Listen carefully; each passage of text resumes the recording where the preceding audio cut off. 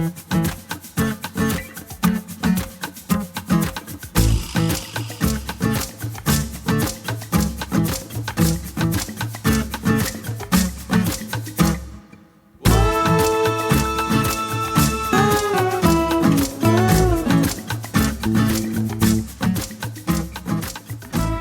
name is Abigael Erankunda. I'm an artist, but not art in general. I have a different part of art, not the whole art in general. Yeah, I like doing it because I love it, and it's what people love, and I like creating designs for myself, the ones that I like. If a design appears in my head, that is what I have to put it down and do it, and it just makes me happy. I love art. This kind of art that I do, the first one I showed you, I started it when I was below 10 years. I was around 8-9 years, if I can remember. Yeah, so I've done it for quite a while, and I'm still doing it. So of course in future you have to upgrade. So I decided to do my art on now clothes. So when I wanted it to be done on clothes, wherever I used to take them, people it never used to satisfy me. So I said, why can't I do it myself? Try and do it myself. So I decided to do it, and here I am.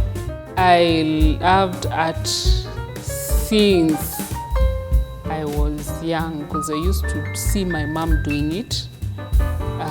So I developed a character of, drawing, seeing something, and I wish to know how to do it.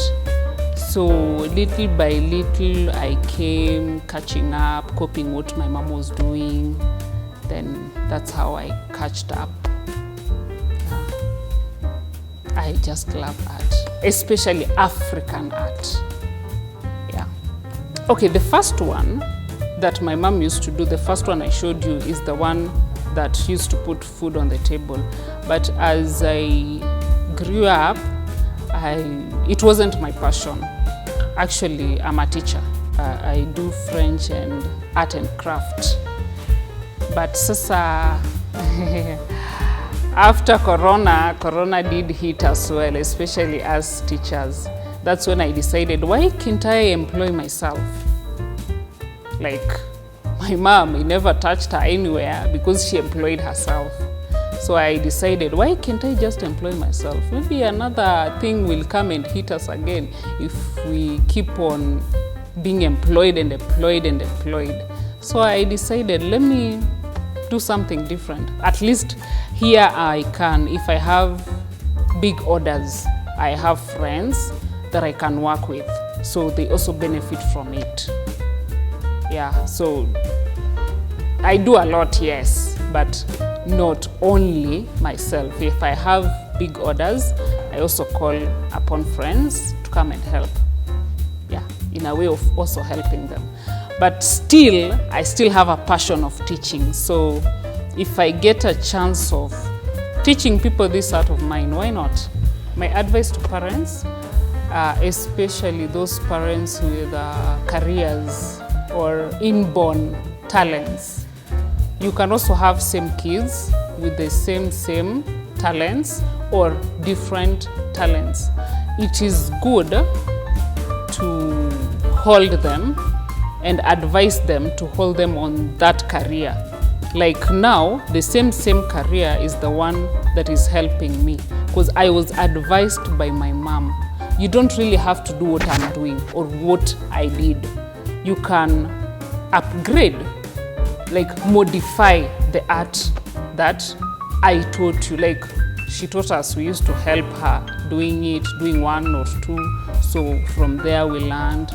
So like that. Now like what I do now, it's part of her art, but she can't do it her she's still there.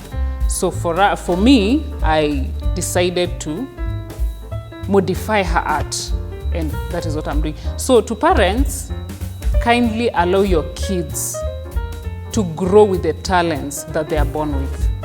It will help them in future. It doesn't really have to be what they acquire in school, but with the talents that they have, they are born with, can help them get ahead. Art is worth it. It is worth it, because like now, after the corona, I lost my job, came back to my art, and it is what has been putting everything I need on the table.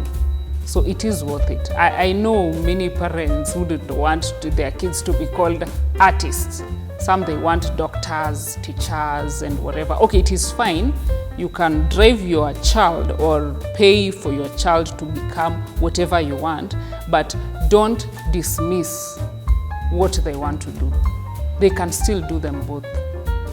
Yeah, like now I went to school for sewing, and in years to come, I want to become a teacher of sewing, at the same time teaching them the same art. Yeah, so you can see at the end of the day, I still want to be the same teacher I wanted to be. You see, like my mom used to tell me, hey, you can be a good teacher. So I also loved teaching. I love teaching. Yeah, especially kids, adult. Yeah, I just love teaching. So I'm still going to purchase the same thing. Yeah, but now under like I side hustle using my art. Then I also do the career thing. The major challenges that I face as an artist. Yeah, challenges are there. Challenges are there, especially with customers. A customer will tell you what to do. After you've done it, they say, no, this is not what I wanted. And as we normally say, a customer is always right. So there you have to accept the loss and do what the customer wants. Those are some of the challenges we go through. Or you can also miss out something, miss a detail that the customer told you. So that is a no to them. Yeah, those are some of the challenges we go through. At the same time, market also. Yeah, market also is also a challenge, because you'll find that like the art I'm doing, it is not known for African. Africa don't really like it. Yeah, so it is known for white people. They're the ones who like this African art. We are Africans, but some Africans don't like their culture, their tradition. But so you'll find that if we don't have these customers who come from abroad to come and buy our stuffs, it becomes a challenge to us. So the market goes down for us. But still, it doesn't totally put us down. Yeah. And also you'll find that when you make, like I've made a design, I'm so sure that by the time you see it, the way I've done it, you'll do it. So we'll have lots of them in the market. So if we have a lot of them in the market and people will try it and do it, yeah, so you will have now to change the style. So you have to always be creative for you to always be ahead of your competitors. To me, yes, with other competitors, like you make your own creation, then once they see it in the market, they'll just make sure they do it, the whole market. So before I release it, I have to make sure I've done a lot. I supply first, I make my own benefits. Then after that, when they copy, I already have time to have made another one. Yeah, though it is a challenge, like it might happen and you still don't have any other design. To the government of Kenya, I'd like to thank you first for allowing this growing generation, the CBC especially, for the classes that you added unto them, especially this home science, art and craft. We have music. It is a good idea and a good challenge to parents, especially the back ones who never went through such. Yeah, so I thank you for that. At least now the coming generation will be a better one. We don't really have to wait for us to be employed, for us to make a living. Yeah, so it is a good idea, but my request to you is that when it comes to this art of ours, even these kids do make art that can be sold, but you'll find that this taxation of yours is too high and it is putting us down, especially when we want to import our things outside, especially these ones that we make that are loved by the up countries. So if you could at least look into that, you will help a lot of young people. To Kenyans and Africans in general, let us learn to appreciate our culture. It is the best. You can imagine why people come from outside and come and love our culture. We don't know theirs, and actually we've not seen theirs. So let us learn to embrace our culture and actually benefit from it. If I try to imagine my future, it is a nice, looking ahead, I see a very bright future for me, especially with this art of mine. If the government considers us and tries to lower our taxes, my future will be more brighter because I'll be able to help a lot of people. Like, I will teach and employ people who are in need of doing whatever I'm doing, like helping them to do the same work as I pay them.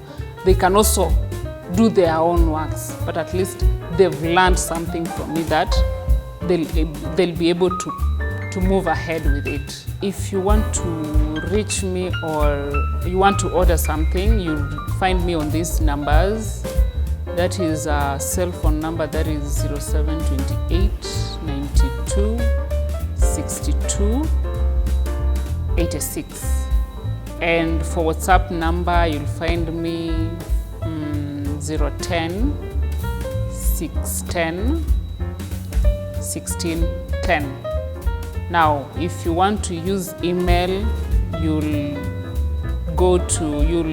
find me on salmazera77@gmail.com. Yeah, so feel free to order anything you want. Party time, I do beadwork and traditional clothes. So I want you to stand there. I normally sew them. They are the easiest clothes to sew.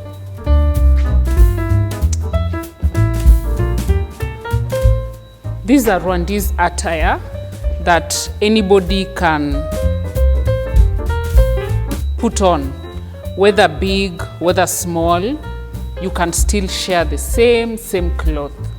So it goes for everybody. So let me give you an example. This is what I love doing when I'm free, while I'm not doing anything.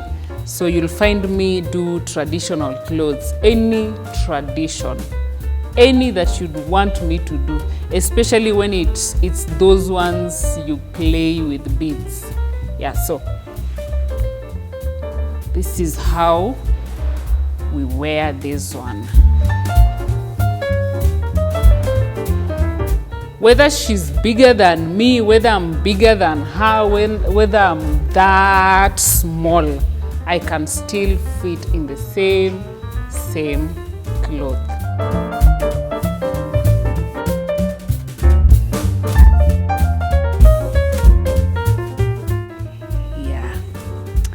So I do this one for those women who wants to those who go for, you can use it going to church, a wedding, a party, you know. It just looks so nice on you, very decent. Yeah, very decent. Yeah, so this one, it can be worn by ladies, women, even old women. They can still wear it, depending on the function that they want to use it on. So if you want to use this kind of attire for like weddings, it could be for a bride or bridesmaids. So we also have these jewelries that we normally use. So I'll just make her dress it up.